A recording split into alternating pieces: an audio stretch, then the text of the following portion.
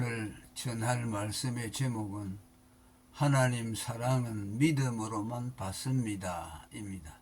하나님은 당신의 사랑을 오직 믿음으로 받게 하셨습니다. 믿음 외에는 하나님의 사랑을 받는 다른 길을, 다른 경륜을 세우지 않으셨습니다. 사실 예수를 믿는다는 말은 하나님의 사랑을 받아들인다는 뜻이고, 전도자들이 예수를 믿으라고 외치는 것은 하나님의 사랑을 받아들이라는 뜻입니다. 이 하나님의 사랑은 죄인을 멸망에서 건지는 그리스도의 구속입니다. 죄로 멸망당할 우리를 살리시려고 아들을 구속자로 보내주셨고, 우리는 그를 믿음으로 영생을 얻게 하셨습니다. 이것이 하나님 사랑의 요체입니다. 사도 요한은 이를 축약하여 하나님이 세상을 이처럼 사랑하사 독생자를 주셨으니 이는 저를 믿는 자마다 멸망치 않고 영생을 얻으리라는 한 말씀으로 나타냈습니다. 사실 예수를 안 믿어 지옥 가는 것은 하나님 사랑을 안 믿어서입니다. 사람이 지옥에 가는 것은 하나님이 강제로 보낸 것이 아니라 하나님 사랑을 거부하여 스스로 그 길을 선택한 것입니다. 하나님을 만족해 하는 믿음, 하나님의 사랑을 믿음으로서만 받아야 하는 근본적인 이유는 성경이 누누이 말씀하듯이 죄로 타락한 인간은 베데스다 연못가에 38년 된 중풍병자처럼 전적 무능하기에 하나님 사랑을 받아낼 만큼의 공로를 세울 수 없기 때문입니다.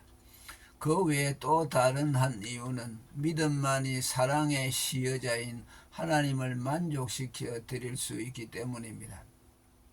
사람들은 하나님의 사랑을 대가 없이 낼름 받는 것은 뻔뻔스러우며, 하나님의 사랑을 받으려면 당연히 하나님의 환심을 사기 위한 노력이 필요하다고 생각합니다. 그러나 이는 하나님의 의도와는 거리가 멉니다. 사랑의 시여자인 하나님은 사랑의 정의 그대로 자기 유익을 목적으로 사랑을 베풀지 않기에 시혜자가 믿음으로 사랑을 받아들일 때 만족하십니다. 오히려 대가를 지불하고 사랑을 받으려는 것은 사랑의 본의와 시여자의 순의를 왜곡시켜 하나님을 불쾌하게 합니다. 사랑을 값없이 받게 하는 믿음은 우리를 만족시킬 뿐더러 하나님도 만족시킵니다. 만일 하나님이 우리에게 대가를 바라고 사랑을 베푼다면 사랑은 자기의 유익을 굳지 않고라는 고린도전서 13장 5절의 말씀, 또 너희는 와서 사 먹되 돈 없이 값없이 와서 포도주와 젖을 사라, 이사야 55장 1절의 말씀, 그의 사랑하시는 자 안에서 우리에게 거저 주시는 바 그의 은혜의 영광, 에베소 1장 6절에서 정의된 사랑의 정의를 부정하는 것이 됩니다. 대가를 받고 사랑을 하는 것은 사랑이 아닌 소위 give and take인 상술입니다. 하나님은 우리에게 사랑을 베푸셨지 이 속을 챙기는 장사를 하시지 않았습니다. 믿음이 아닌 율법의 행위에는 하나님 사랑이 영접되지 않습니다. 하나님의 사랑을 믿음으로 받아야 할 또 하나의 이유는 사랑은 오직 믿음과만 조우하기 때문입니다. 사도 바울이 믿음, 소망, 사랑은 언제나 함께 있다고 한 것은 사랑은 믿음과만 공존하기 때문입니다. 하나님의 사랑을 영접하려고 믿음 대신 행위를 내보내면 사랑은 저만치 달아나고 대신 저주가 깃듭니다. 물은 율법 행위에 속한 자들은 저주 아래 있나니 하나님 앞에서 아무나 율법으로 말미암아 의롭게 되지 못할 것이 분명하니 이는 의인이 믿음으로 살리라 하였음이니라. 갈라디아서 3장 10절에서 11절.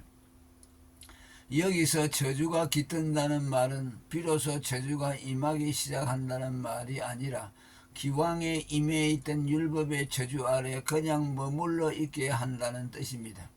그의 율법적 행위가 그리스도의 죽음을 헛되게 만들어 그에게 임해 있던 율법의 저주에서 그를 속량하지 못하기 때문입니다.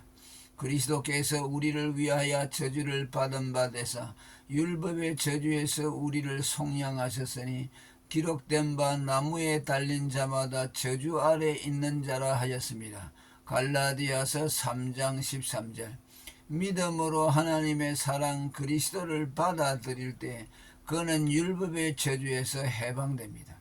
이처럼 하나님의 사랑은 믿음으로만 수납되고 일구어집니다. 믿음 없이 하나님과의 사랑을 도모하려는 것은 죽은 자가 사랑을 하려는 것과 같고 대상 없는 사랑, 곧 짝사랑을 하려는 것과 같습니다.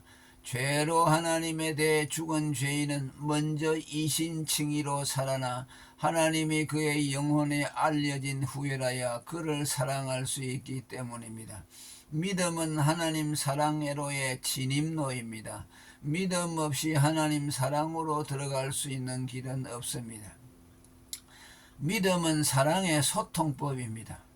사람으로 하여금 하나님과의 사랑을 소통하도록 해주는 것은 믿음입니다. 누가 여러분에게 당신이 좋아서 선물을 드립니다 라고 할 때 그 말을 믿으면 그 선물이 자기 것이 될 뿐더러 둘은 그것을 통해 서로 사랑을 일구어냅니다.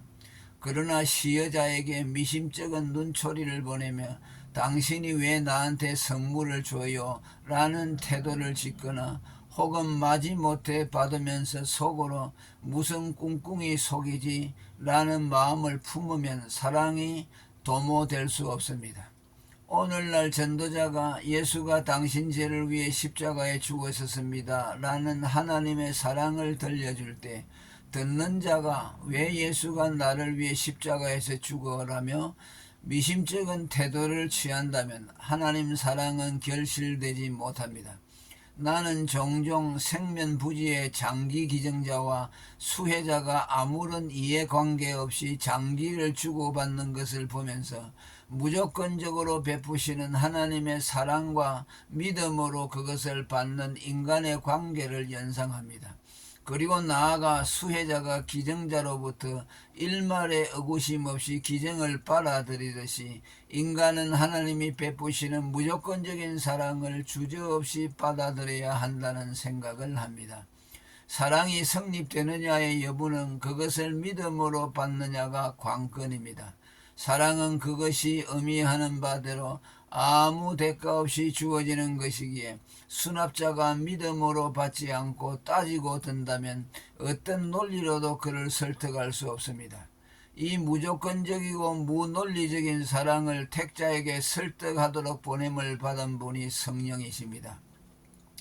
이상하게도 피와 성령으로 거듭난 택자는 무조건적인 하나님의 사랑을 들을 때 그것이 믿어지며 그 믿음으로 구원을 받고 하나님과의 사랑을 결실합니다. 영생주기로 택정된 자들이 복음을 믿는 것은 성령께서 그들을 설득시켜 주시기 때문입니다. 복음 전도자가 오직 성령을 의지해야 할 이유가 여기 있습니다. 하나님의 사랑은 내리사랑이기 때문입니다. 우리가 믿음을 사랑의 상대관념으로 설정하고 하나님의 사랑에 믿음으로 반응해야 한다고 주장하는 이유는 내리사랑이라는 사랑의 속성 때문입니다.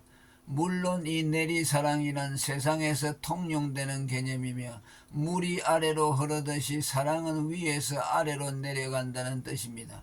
그러나 이 통념은 하나님과 인간의 사랑에도 그대로 통용됩니다.